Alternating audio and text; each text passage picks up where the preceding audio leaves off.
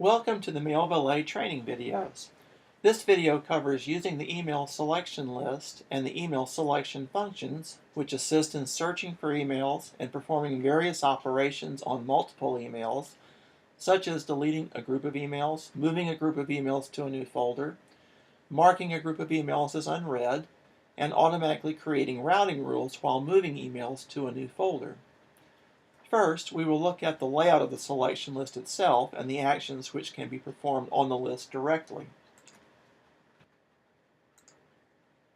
The selection list contains groups of information, one for each account that's defined in MailBelay. As you can see in the example here, the first group is titled Comcast for my Comcast account and has a summary at the bottom that gives the total number of emails in any of the folders that are in that group. There are groups for each of the other accounts, and you can scroll the list down to look at each of the different accounts.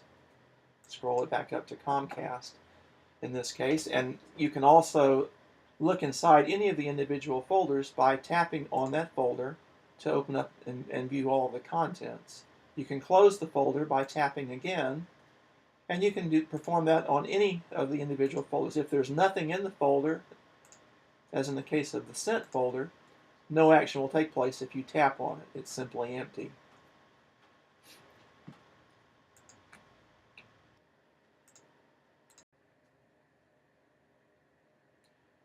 Please note also that for each folder within the account that contains emails which have not been read yet, there is an item above the folder which tells you the number of unread emails that are inside that folder. In this case, the inbox contains 971 unread emails, and the test folder, which we created in an earlier demonstration, contains one unread email. If I tap on the inbox, you'll notice several emails, and you can tell by the icon whether the email has been read or not. To read an individual email, we simply tap on that item to bring up the email, and you'll notice that the icon changes to indicate that the mail has been opened. In this case, and in several of the cases that you see here, the emails do not have any attachments. Let's close this folder for a moment and go to the test folder and look at a different example of an email which has not been read yet, but which has an attachment. In this case, the icon looks similar to what you saw before, but there's also a yellow paper clip, and this indicates an unread email that contains one or more attachments. We'll tap on this item to bring up the email, and you can see, in this case, a scroll list of all the individual attachments, as well as the email itself. Now that I've tapped on that item and opened the email, the icon changes that indicates the email has been opened and there is still one or more attachments on it.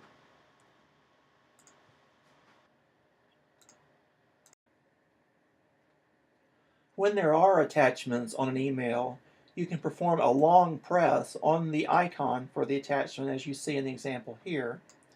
And then there are several different functions that you can perform on an attachment. In many different cases, there is an in-app viewer that you can use to look at the contents of the attachment. As in this case, it's an image used by a company, and you can look at it immediately. You can then cancel that view. Let's do the long press again. You can open this in another application if there are applications available. In our test demo, other applications that can read this file are not installed, so we can press this and the action will not take place here. But on your iPad, if you have other applications that are compatible with the attachment that can read it, it will then give you the option of selecting another application installed on the iPad and will transfer the attachment to that application for your further use. Doing a long press one more time, we can also remove this attachment from the email, or we can hide the attachment icons for convenience sake so we can see more of it.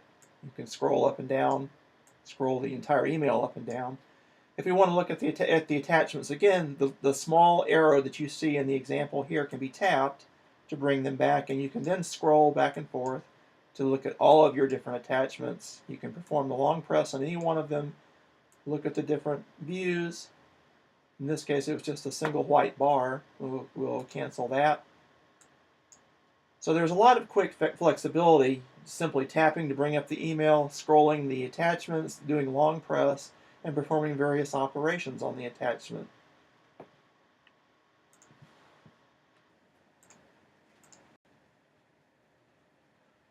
One other operation that we can perform directly on the email selection list without using the external functions, which we will cover shortly, is deletion of individual emails. If I close the test folder and go to my drafts folder, I have some sample emails here, and I would like to delete one of those. Without using anything externally, we can swipe to the left and tap on delete, and that will immediately delete that email from MailValet.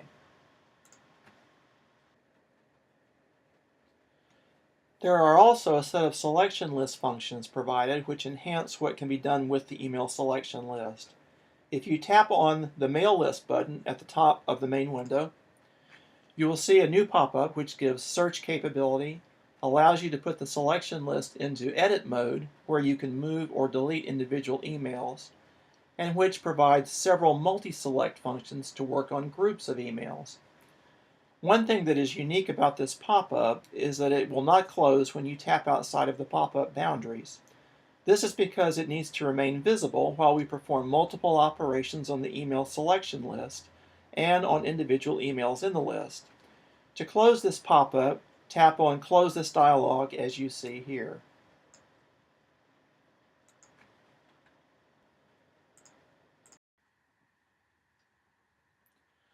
We discussed deletion of individual emails directly from the selection list a few moments ago. Now we will use the selection list functions to show how to place the list into edit mode and then demonstrate both deleting a single email and moving an individual email from one folder to another with a drag and drop operation. So let's tap on the mail list icon again, and this time in the section on email list editing and selection, tap on Edit Email List. You'll notice then that the email selection list has gone into edit mode. And a way that we can delete an email here is to tap on the minus sign and then tap on delete as before. You'll also notice that there are small handles to move individual emails that are now present as well.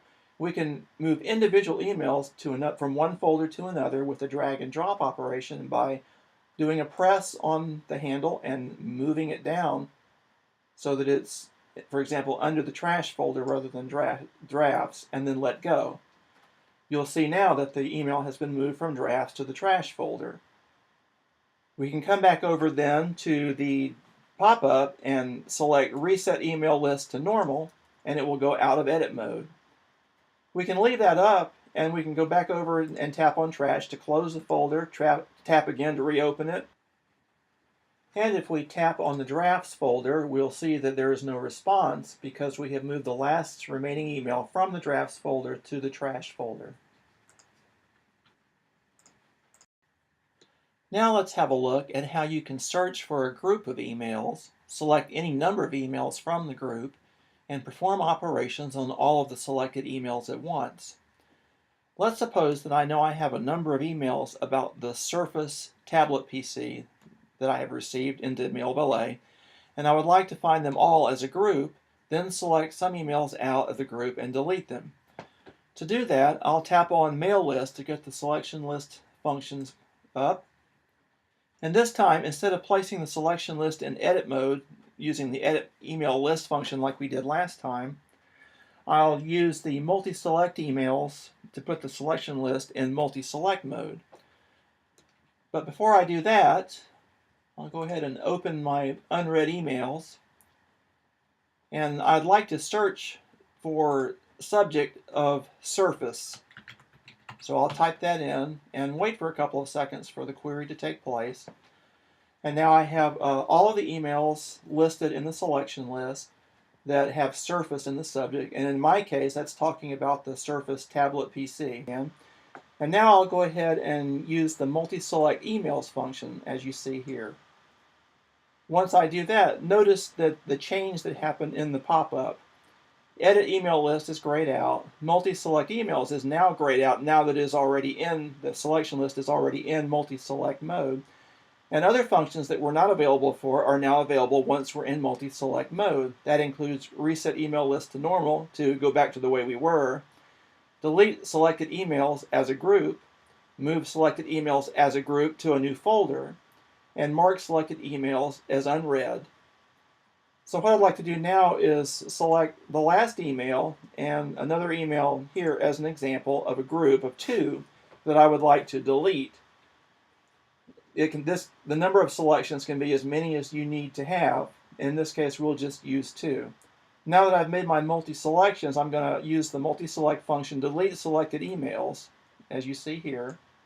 I'll get a warning because this cannot be backed out once the change is made. I can cancel if I want to, or I can go ahead and do the deletions. I'll tap on OK, and those emails are deleted, and you get a confirmation saying the operation is complete. And I'll click OK here. Notice that we have gone back now to the normal mode where you can again select multi-select or edit, but the multi-select functions are now grayed out until we go back into the multi-select mode again. Looking at the selection list, it is back in normal mode and is not in multi-select mode.